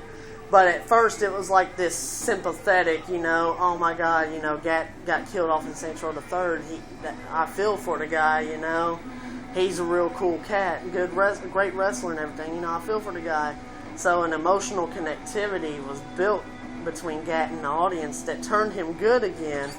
And it went from a teary emotional speech, you know, I'm still alive, dude, and I'm a CRW wrestler for life, you know, and the fans going crazy over him, And when it was revealed that Gat was coming back in Saints Row 4, that's when the sympathetic face turned into, you know, an even more face, you know, even stronger face. Yeah. The Gat, and it was captioned on a poster of Johnny Gat for Saints Row 4. It was tagged, Gat is back. So his good guy term became Gat is back. You know, and the fans have taken off with him ever since. You know, the Gat's one. Me and Gat are the two most popular male superstars in CRW. And what's more, we're in a faction called Deadly Alliance. But why the Deadly Alliance isn't necessarily in tag team competition is because each and every member of the Deadly Alliance has their own high impactful singles career. So they're not necessarily going after tag team gold, but they will band together as a unit to kick your ass, family style, you know. But being, you know, I've considered, you know, Gat didn't really get that much of a heel run. He got that one good ass segment with me, you know, but it was kind of squashed by, you know, real life emotion and shit like that, and it turned him good, you know, after like a month or two. Transitional heel run, you know. So we've been in talks for a while about, you know, Gat actually having a good, legitimate heel run, you know, lasting anywhere from half a year to a year, maybe a little more, depending on how successful it was. Yeah. So, you know, Gat may soon turn heel again. And from different wrestling promotions I've been in on Facebook, that people have actually been wanting me to go heel. They've been trying to drive me to a heel, you know, a heel status. And I'm like, you know, I'm pro good guy. I'm like pro face. Just can't do it. But my promo skills and otherwise speak for itself. I can pull off a heel run, but see how pro I am at being a good guy? I come off as like this just extreme, hard-knocking good guy, you know? It's like, you know, fuck with me, I'm gonna kick your ass and you're gonna like it pretty much, you know? Yeah. And that became like a DMG Firestar phrase. DMG stands for Dark Maiden Goth, and that's Pam's wrestling name. But being we're, you know, pretty much our characters are now married. She's Dark Maiden Goth Heart, so DMGH. But that became like a Firestar DMG phrase. I'm gonna kick your ass, and you're gonna like it. And Triple X recently busted a promo on this Chris Knox fella. Okay, and he out-promoted him so hard in the comment, Chris Knox even liked it, the post. And I'm like, well, there you go. There's a new definition to I'm going to kick your ass and you're going to like it. Dude literally fucking liked it, you know. Yeah. And X fucking, you know, got, talked some real good smack to him. And then he's like, if you don't really know who I am, you're going to find out. And boom, gives him an X Destroyer, a Canadian fucking pile driver. Okay. Canadian Destroyer, and that's a flipping pile driver. Fucking, you know, just literally fucking bong shit to do. Dude likes the damn comment on the post. I'm like, well, goddamn, that's a literal definition of the shit. But I've been considering CRW WrestleMania 30 or Chronic Mania 30. First things first, defending my streak. But the start of my heel turn that night, if it's against another good guy, I win in a questionable method by using my signature type of booze is Mike's Hard Lemonade. So instead, like pull a James Storm, you know, use a beer bottle, use a Mike's Hard Lemonade bottle, crack it upside his head, then give him a finisher and win in a questionable way. Although the fans know my hardcore style, they ain't gonna see it coming, so they're still cheering for me at this point. But later on in the night, because it's WrestleMania Triple X, it's supposed to be Triple X's defining moment, as well as it being Purple and Saints related, so Johnny Gat's crowning moment as well. I don't bug Gat's crowning moment, but I come down to celebrate with X, okay? And X, you know, gets on the turnbuckle with the title, the World Heavyweight title, right? Which is now the top title in the company. And as soon as he climbs down from the turnbuckle, he turns around, boom! I super sweet chin music to him. And then I'm just looking down on, you know, the crowd's still cheering for me at this point because they don't really know what to think of it. But, you know, 24 hours later is when they're going to, you know, finally just realize, oh, this motherfucker's turned heel, and, you know, they're going to flip the lid on me, of course. But that's what they did with Ryback when he turned heel. He turned heel on John Cena, and the fans loved it the first night. Next time they saw Ryback, though, he was about booed out of the building. Then but I'm not gonna end it at Superkick. I'm gonna, take it if I go through with this, which I'm not even sure if I have it in the heart to do it because I'm like I said, I'm pro face, but I know I've played the scenario out in my mind. If I go through with it, this is how it's gonna go. I'm a Superkick exit when he turns around with the title. He's gonna drop the title to the ground. It's gonna fall to the ground with him. I'm going to go out and get a steel chair, start, just whooping them, just whooping that ass with a chair, beyond recognition. And he's going to oversell the shit like The Rock oversells moves, which is actually cool, It gets the audience riled up when you oversell like The Rock. The Rock still wrestling? Sometimes, yeah. He's been on a stint. His last match was against John Cena at last year's WrestleMania, though. He, hurt himself or something in the match. He pulled some kind of... When he was going to do a rock bottom, he pulled a muscle or something that required surgery.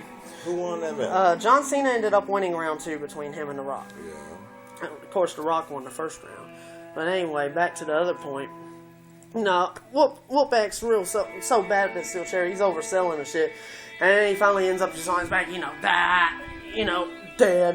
Hashtag I'm dead. And I'm going to grab the CRW World Heavyweight Championship and just, raise it up like this. Totally stealing Triple X's WrestleMania Triple X moment. And, lay it down on him and walk away. If I go through with it. And I just walk up the crowd just like this cold looking, And then just a little bit. When I get up to the top of the ramp, I'm going to go tell them to suck it, putting it in, one of the many ends that the faction has seen and have rebuilt, But that's, if I can go through with a heel turn, that's what it's going to end up being. Because what bigger way to turn heel than to have the top face of a company do it on the biggest stage of them all, on a superstar that's supposed to have his defining moment at a pay-per-view that's practically named after his character. That would be the biggest slap in the face to the crowd. So you would definitely draw a big reaction. But I was talking, I was because they know in my heart I'm actually I'm pro good guy, pro face all the time, and I can constantly refresh my character if I know it needs to be needed, whether it be good or heel. But they think at this point that I need some kind of a heel run to really refresh who I am. But I've implemented this in my face gimmick in other companies already to redraw the interest of the crowd. Yeah. So I can maybe do a heel run if I can go through with it. But I've talked them over to various people, Pammy being one of them, and I'm like, really, how long should this heel run last for me? Because I have to swallow, my emotion going out and cutting a heel promo, especially on someone I love or a character I love, a family mate like that, I have to swallow my emotion down to be able to go through with it. Yeah. So it's how long should I actually do this? And they're like, 6 months, a 6-month heel run, half a year. Something like what Jeff Hardy did when he turned heel in 2010, he couldn't really do a heel thing. Jeff Hardy's been, he's like an ultimate good guy, It's a big slap in the face if a guy like him turns heel. And he couldn't even do it for that long. He wasn't heel in TNA for that long before he came back as a good guy, proclaiming the one more shot shit.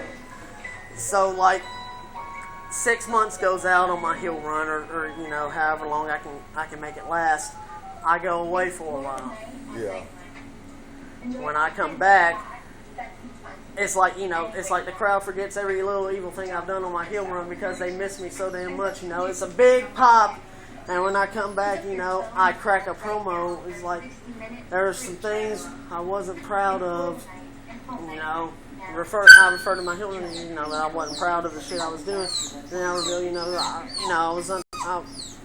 I can't say that I was under the influence of things. That would be an understatement. But my mind just wasn't in the right place. Yeah. Naturally, I'm not like that. I'm a hardcore type of guy, but I'm a guy that can never do that. I look out for those I love and respect inside and outside the ring, you know, and it's just, you know, I can never do that and shit. And then I go to, so X, to make it up for you, I want to give you a 1 night, 1 hour special, a WrestleMania 30 recap, so you can rightfully have your WrestleMania Triple X moment, you know? And then, you know, that gives the crowd, you know, woo, you know, the big reaction, and X goes, you know, and then X, you know, comes out and says something to pretty much accept the offer. But he's like, you know, I knew there was something wrong with you.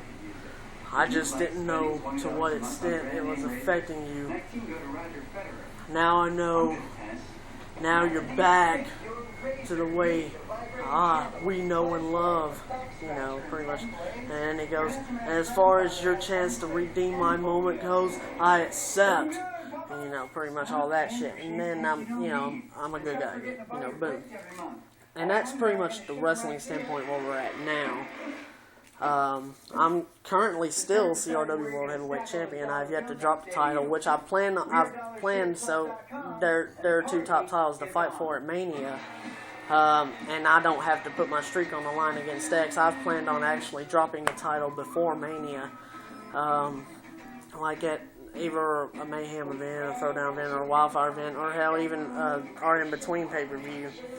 I thought about, you know, dropping the strap to someone else so they can defend it against X. And, you know, I just pick up like a mid-card title, like a global title, because my streak matches tend to have titles involved in them a lot as well.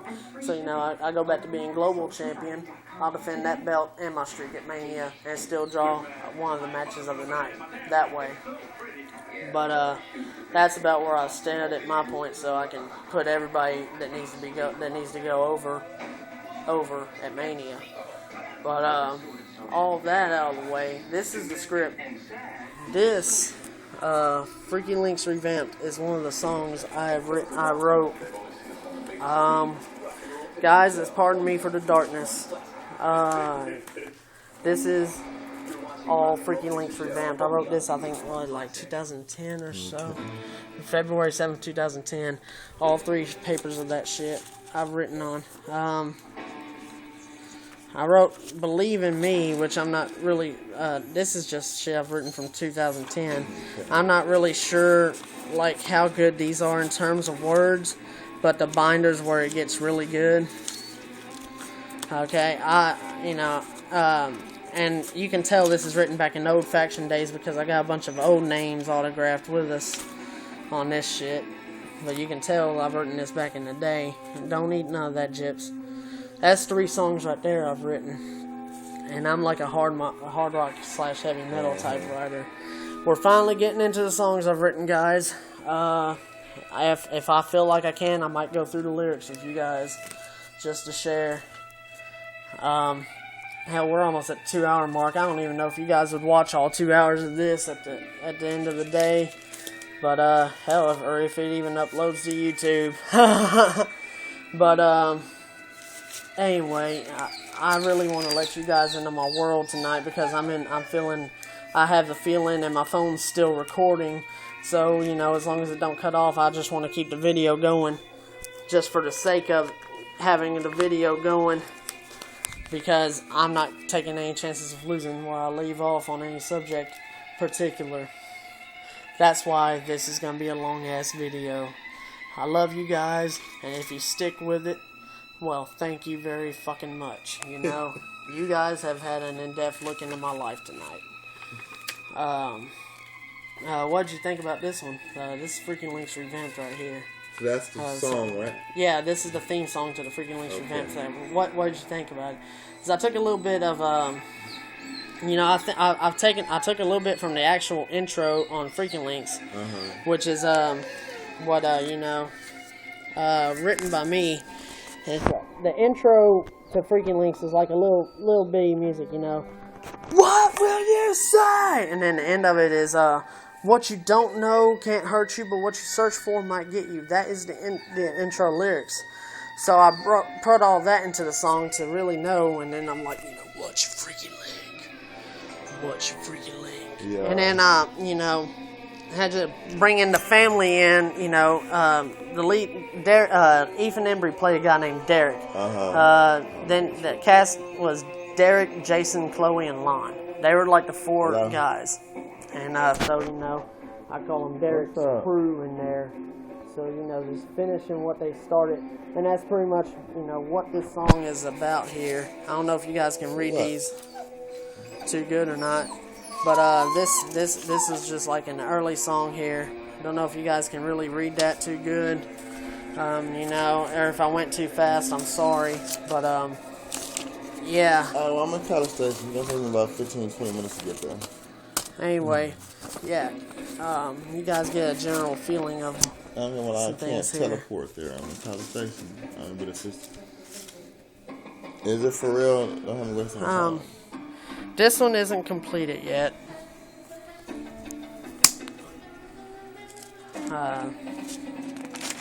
Hell.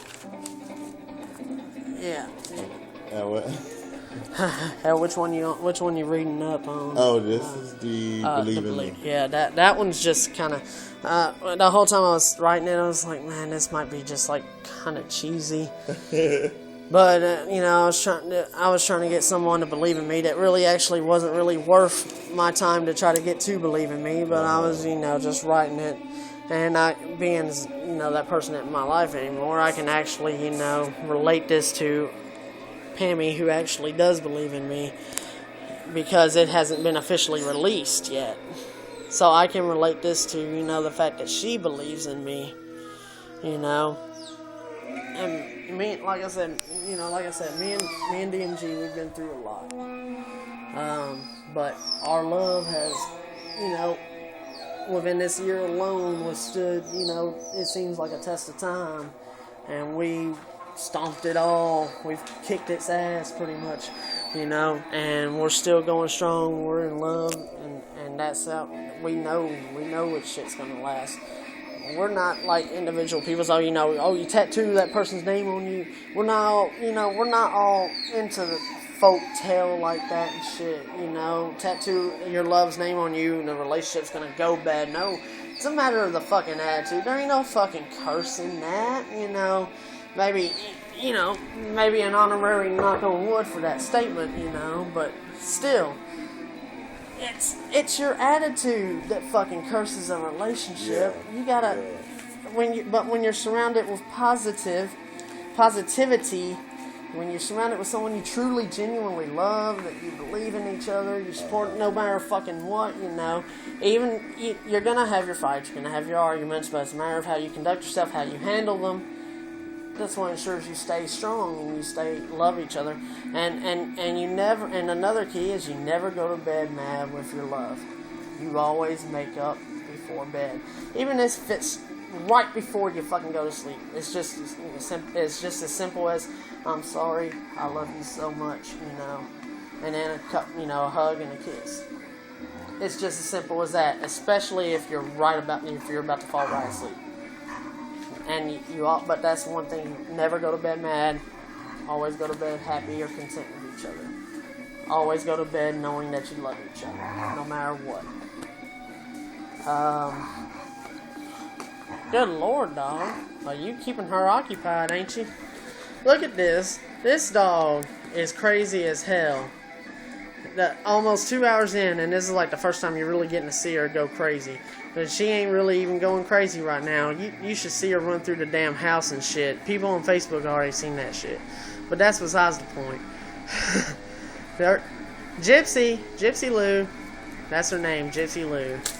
This dog's crazy and she's trying to get into my shit right now. No, girl, stay down. It's okay. That one, I was just like in a state of mind where it was like, you know, the fuck you want, you know, talking about heartbreaks. Is that Shoot Me Dead? Yeah, that's pretty much, experienced my heartbreaks, and even though I was young, I've experienced a lot more than what most grown people go through in fucking life as far as relationships go, because I'm a guy that, I'll tell a girl how beautiful he is, but when it comes to a damn relationship, I'll tell a girl how beautiful she is, yeah, whether I'm with someone or not, but when it comes to a relationship, I'm always committed, no matter what. There's a fine line between being nice and complimenting one, and then being drawn to, oh my god, you're screwing this woman, you're fucking her. There's a fine line between being nice to someone, complimenting them and shit. Yeah, I'll compliment the hell out of it. I ain't afraid to speak my mind. I'm gonna compliment a person, but I've experienced a lot of heartache in the past because I've pretty much been somewhat of a walking doormat almost, but and now people nowadays, they'll take advantage of that if you are too much of a doormat. You gotta be stern with your nice activity now. It's just like, I love you, but damn it, if you're in a relationship, I love you, but damn it, you ain't gonna fucking walk over me, you ain't gonna treat me like I'm, a piece of trash and all that. But me and Pam, we ain't even gotta be like that for each other because we understand each other. We've both been through actually a lot of similar shit. So we don't even have to say shit like that to each other, but I've experienced a lot of that shit in the past, and I'm only 22, so that song pretty much, Shoot Me Dead, I'm sorry guys you didn't get to see the lyrics, but it's something that may be revealed in due time. But, Shoot Me Dead was a song pretty much about, pretty much you broke my heart, why don't you just take a fucking gun and shoot me, Shoot me right here. Shoot me, aim at the fucking heart, and make sure you finish the job. Because,